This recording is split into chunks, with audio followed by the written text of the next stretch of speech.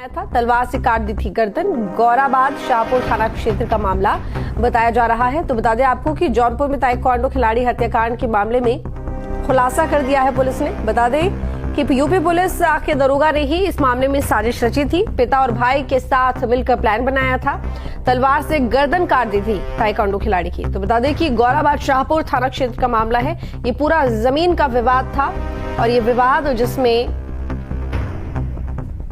एक ताइक्वांडो खिलाड़ी की गर्दन काटकर हत्या कर दी गई तलवार से। तो इस मामले में पुलिस ने खुलासा करते हुए बताया है कि यूपी पुलिस के दरोगा ने ही अपने पिता और भाई के साथ मिलकर ये साजिश रची थी और तलवार से ताइक्वांडो खिलाड़ी की हत्या कर दी। तो गौराबाद शाहपुर थाना क्षेत्र का ये मामला है।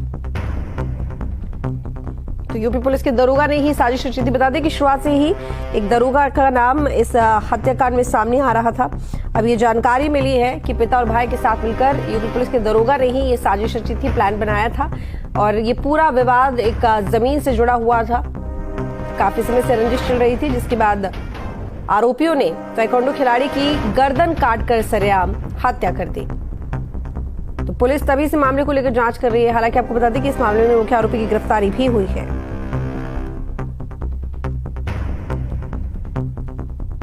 तो अब पुलिस की यहाँ पर जांच में ये बात सामने आई है कि यूपी पुलिस दरोगा जिसने अपने पिता और भाई के साथ मिलकर ये प्लान बनाया था। हालांकि इस मामले में एक झड़प भी सामने आई थी, जिसका वीडियो हमने आपको लगातार दिखाया भी और उसमें मारपीट, छीना झपटी, क्योंकि अवैध हत्या लेके मुख्य आरोपी पहुंचा था ताइक्वांडो खिलाड़ी को मारने की नियत से, लेकिन उस वक्त हत्या नहीं कर पाया। तो उसके बाद तलवार से गर्दन काटने की जो साजिश है वो रची गई और फिर ताइक्वांडो खिलाड़ी की हत्या कर दी गई। तो जमीन विवाद जिसको लेकर रंजिश चल रही थी दोनों ही परिवारों में और ऐसे में ताइक्वांडो खिलाड़ी की हत्या पूरी प्लानिंग के तहत की गई। दीपक सिंह जुड़े हुए हैं ज्यादा जानकारी के साथ। दीपक सिंह, शुरुआत से ही दरोगा का नाम इस हत्याकांड में सामने आ रहा था और अब ये साफ हो गया है कि जो यूपी पुलिस का दरोगा है उसकी ही प्लानिंग थी पिता और भाई के साथ मिलकर ताइक्वांडो खिलाड़ी की हत्या करने की। जी, आपको बता दें कि बीते 30 अक्टूबर का जो मामला जनपद जौनपुर के गौराबाद थाना क्षेत्र के कबीरदीनपुर का गांव है, जब ये विवाद हुआ उस समय ये दरोगा जो मेरठ में तैनात बताया जा रहा है, उस लगातार फोन से घटना के समय बात होती रही, घटना के बाद भी बात होती रही, ऐसा पुलिस का कहना है। जिस हिसाब से 120 दिन में इसको आरोपी बनाया गया है।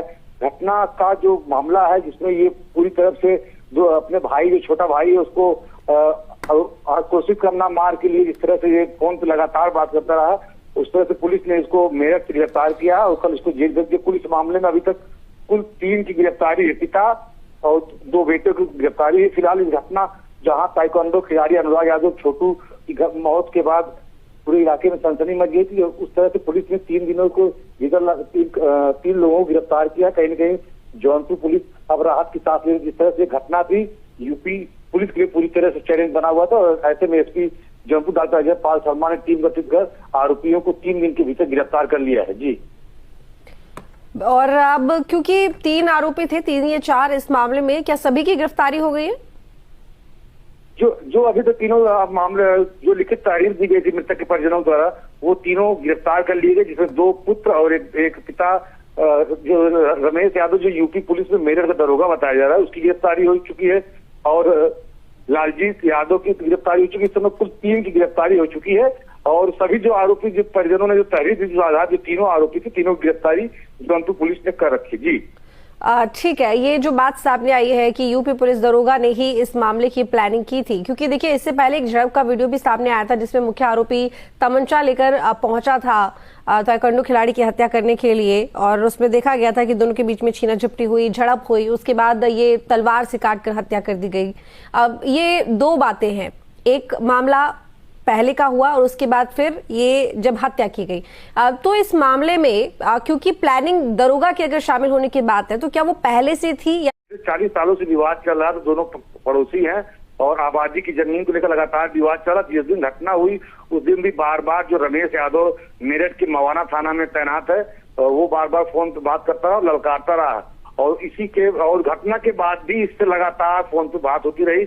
इस आधार पर पुलिस ने इलेक्ट्रॉनिक साक्ष्यों के आधार पर इसकी गिरफ्तारी की है।